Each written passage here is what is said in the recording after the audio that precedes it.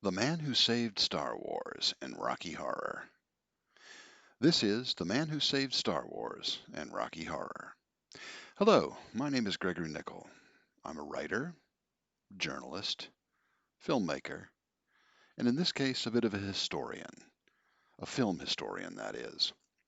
What I'm about to share with you is a brief history of a remarkable man, a man with massive vision and talent, a man to whom the makers of many of the most treasured American movies of the last century owe a tremendous debt, and a man without whom those films might well be all but lost and forgotten today.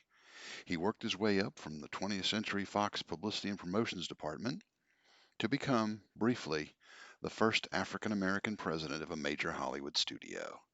Yet today he is hardly remembered at all. His name was Ashley Boone Jr. Never heard of him? Well, until recently, neither had I. But his name was the solution to a mystery that had baffled me for over 43 years, and which launched a quest that began for me on a hot Sunday night in the summer of 1976 and did not end until the answer finally appeared on my computer screen in February of 2020. Let me set the scene for you. In the early 1970s, I was a movie obsessed teenager with a particular passion for horror and science fiction. Something that especially drew my interest was the posters which promoted those films, the posters called one sheets that were displayed where the movies were being shown.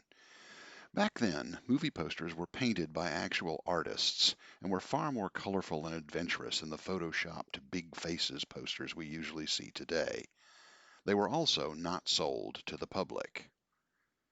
Back then, the distribution of movie posters was pretty much entirely controlled by a company called National Screen Service, whose blue ink rubber stamps on the plain white back of each poster declared that it was National Screen Service's property and had to be returned to them after the film's theatrical run was over. Theater owners essentially just rented the posters for a week or two. Very few fell into private hands. However, there were certain exceptions.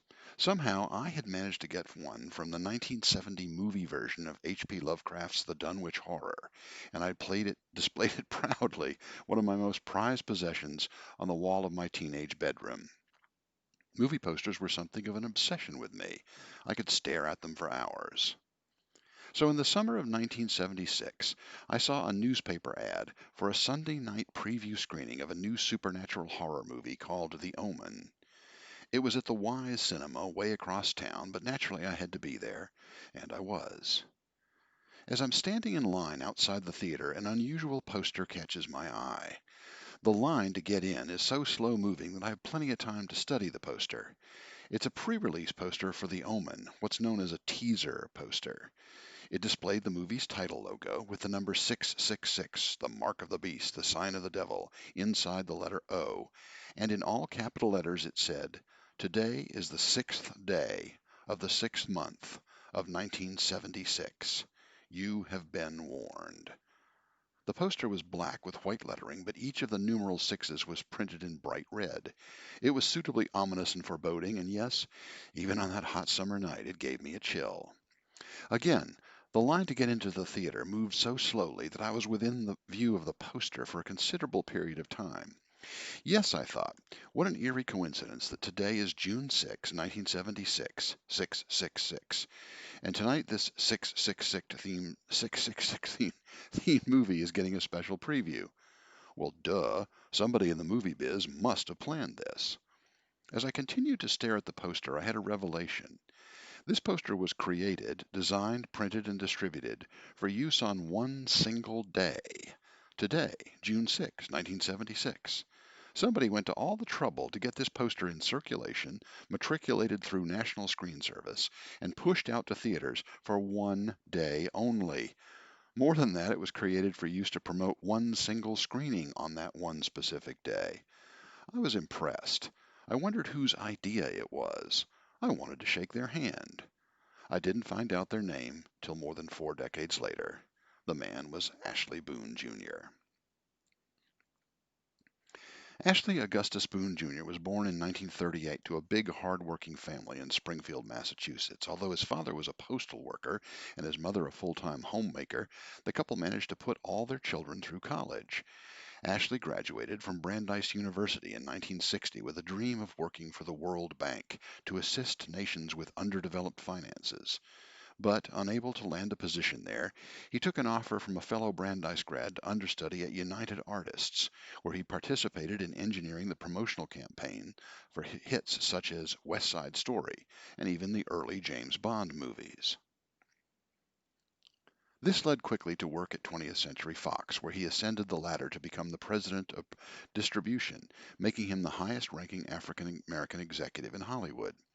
From this vantage point, he eventually oversaw the marketing of blockbusters such as Young Frankenstein, Rocky Horror Picture Show, The Omen, Star Wars, and Alien. My supervisors would give me pictures they said couldn't succeed, Boone later said. Some were black films, like 1972's Sounder. That was a movie that needed careful handling, he explained. You had to build a reputation. You had to treat the movie just like any Academy Award nominated movie before it was nominated. Boone screened the film to school children around the country before releasing it widely, and it eventually would be nominated for Best Picture. In 1974, 1 year before Jaws made the technique commonplace, Boone pioneered saturation booking, releasing the Peter Fonda chase movie Dirty Mary, Crazy Larry in a mass of theaters on the same day in a bid to quickly recoup the costs. It worked. The low budget picture grossed $12.1 million, which is $62.8 million today, making it Fox's biggest hit of the year.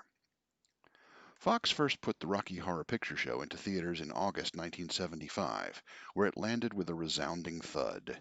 The studio was ready to write it off and let it be forgotten. But Boone saw its potential and knew it could succeed, if only it could find the right audience. Its gender bending element likely held special appeal for him, given what would be much later revealed as his own personal orientation, and he wanted to make it a hit. It was Boone who geniused up the notion of screening it at midnight. The first such exhibition took place on April Fool's Day, 1976, in New York at the Waverly Theater. Again, it worked. It worked spectacularly. Rocky Horror has been shown continuously throughout the country, even overseas, giving it the longest theatrical run of any movie in cinema history. The Museum Lichtspiel Cinema in Munich, Germany, has shown it every week since June 24, 1977. In 1976, Ashley's notable work on The Omen led that movie to becoming an enduring horror franchise. There were 3 sequels to The Omen in 1978, 1981, and 1991, and even a remake in 2006, which was released on 6606. But another franchise in the making beckoned to him. Boone's most heralded win was Star Wars. By 1977, Fox's fortunes had turned. The studio needed Star Wars to earn at least $32 million, which is $135 million in today's dollars, in order to recoup their considerable investment in the project. But for the most part, the executives did not believe in the movie. Its creator, George Lucas, was widely dismissed as a nerd, a Hollywood misfit, and his film branded quirky. That was the polite word, anyway. Nor was the film exhibition business on his side. The advance booking guarantees which Fox had secured for Star Wars amounted to a comparatively paltry $1.5 million. Star Wars was poised to be an infamous flop of legendary magnitude, one that might crash the studio into bankruptcy. In stepped Ashley Boone. Ashley met George Lucas at a rough cut screening of the film and was reportedly blown away, immediately becoming its greatest champion. John Cryer, who was Fox's president of exhibition relations, later observed that Ashley was an astute judge of pictures. He said Star Wars would do over $200 million before anyone had even seen the picture. The film industry's summer blockbuster season had traditionally begun after school was out. Lucas and Boone strategized opening Star Wars a few weeks earlier on a handful of screens in big cities, giving Star Wars the opportunity to attract youngsters who could hype it to their classmates while school was still in session. Although only able to place the film in 32 theaters nationwide, he arranged a risky midweek Wednesday premiere, with screenings starting as early as 10 a.m., to give Star Wars its best chance at big opening numbers for its first weekend. Lucas, terrified of immediately impending failure, took off for Hawaii and entrusted Boone to phone him there with the news, good or bad. But Boone's risk immediately paid off, with audiences lined up around the block 2 hours before showtimes. He dialed Lucas in Hawaii, and he had very good news. Nervous theater owners had in most cases booked the film for only a 2-week run, after which its 35mm prints would be consigned to the dollar theaters. It was a plan they later came to bitterly regret, although it brought a huge and unexpected windfall to that secondary market. Boone kept the ball rolling, maintaining its momentum by completely renewing its promotional campaign 4 times. Star Wars became Fox's biggest hit of the year and eventually the highest earning movie of all time. Let us pause for a moment here and return briefly to the story of me, that poster obsessed teenager. In the summer of 1977, I enrolled at the University of Georgia to study film. A year earlier, as a filmgoer, I'd been overwhelmed by the work Ashley Boone had done on promoting The Omen. Now I had come to a major film school to study both the art and the business of the movie industry, and I was to benefit from Ashley Boone's vision even more directly. On day one, I hooked up with the school's Cinematic Arts Committee, which operated a for-profit movie theater where we screened a different film every night. Somebody at 20th Century Fox was aware of groups such as ours and had mailed us a 16mm preview trailer for Star Wars. Who could that Fox genius have been? The commercial theaters in town had not got Star Wars onto their schedules yet, but we worked our student audiences to a frenzy night after night by showing that trailer over and over. Giving it to us was pure genius. My committee even had an account with National Screen Service, which gave us direct access to a goldmine of movie posters. It was because of this that I was to witness firsthand, literally, the fruits of Ashley Boone's labors. I mentioned before that he repeatedly renewed Star Wars promotional campaign. This is the film's very first poster. It's a classic, of course, and served its purpose. But the campaign was in flux, and better designs emerged. A favorite of my friends was this design used on the 22 by 28-inch half-sheet posters. We love the sweep of the vessels flying in formation. It's also the first variant to depict Han Solo, although he's basically just a stick figure here. Ashley Boone had the original art redone with more depth, punch, and brighter colors by the famed artists Greg and Tim Hildebrandt. Here's another variation, this one with Han Solo featured quite prominently. Star Wars' theatrical run began in the summer of 1977, and its initial theatrical release lasted officially until July 20, 1978, more than a year. The movie was technically re-released the following day, July 21, 1978. To mark the occasion, this Style D poster was issued to theaters at that time to promote the ongoing run. The magnificent artwork by Drew Stuzman and Charles White gives the poster a ragged, distressed appearance, as though it were from an old-time movie serial pasted up on a fence or the side of a barn. This one is supposedly George Lucas's personal favorite. It was also a huge hit with my college buddies. So, returning to the saga of Ashley Boone Jr., we find that against all odds, Star Wars is a wild success. In 1977, the Associated Press even commented, "The good men wear white, the bad guys wear black. There's no sex, there's no character development, and there's no social criticism. But Star Wars has managed to break theater records all over the country and to send 20th Century Fox's fortunes rocketing." An Associated Press story back then also noted time-worn methods of selling movies are getting a shake-up by a new generation of marketers, and one of those leading the revolution is Ashley Boone. After orchestrating the colossal success of Star Wars, Boone was promoted to president of distribution and marketing at Fox, a combination of jobs that had never previously existed, thus becoming the first African American president at a major motion picture studio. It was a heady time, but it was short-lived. 4 months later, the Fox CEO created the new position of Vice Chairman and Chief Operating Officer, which essentially demoted Boone. By the end of the year, he left Fox and formed his own company, ABJ Enterprises. Among the films he promoted from that platform was The Empire Strikes Back.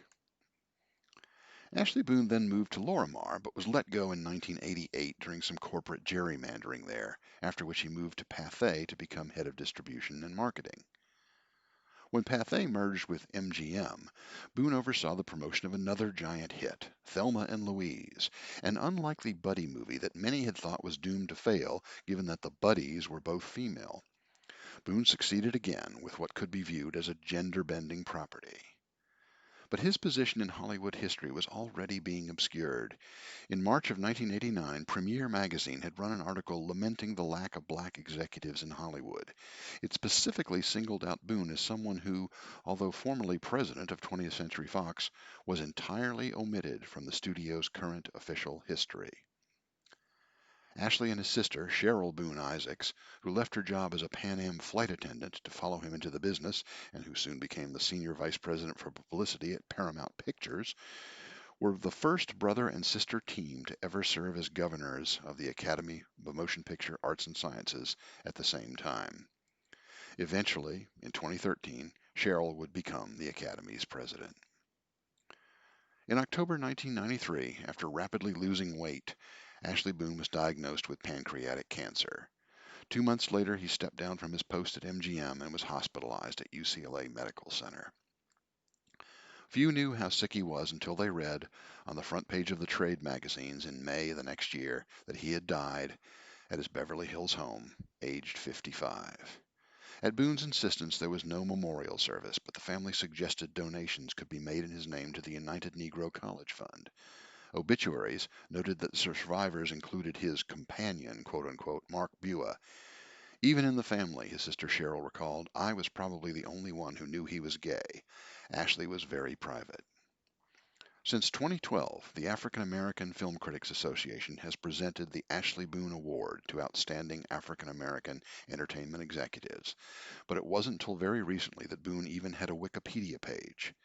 His Internet Movie Database entry consists only of one single title, 1994's The Next Karate Kid, whose credits list a dedication to him. Boone's most fitting epitaph comes from George Lucas, who observed, he was way ahead of his time, and unfortunately, that time hasn't come yet.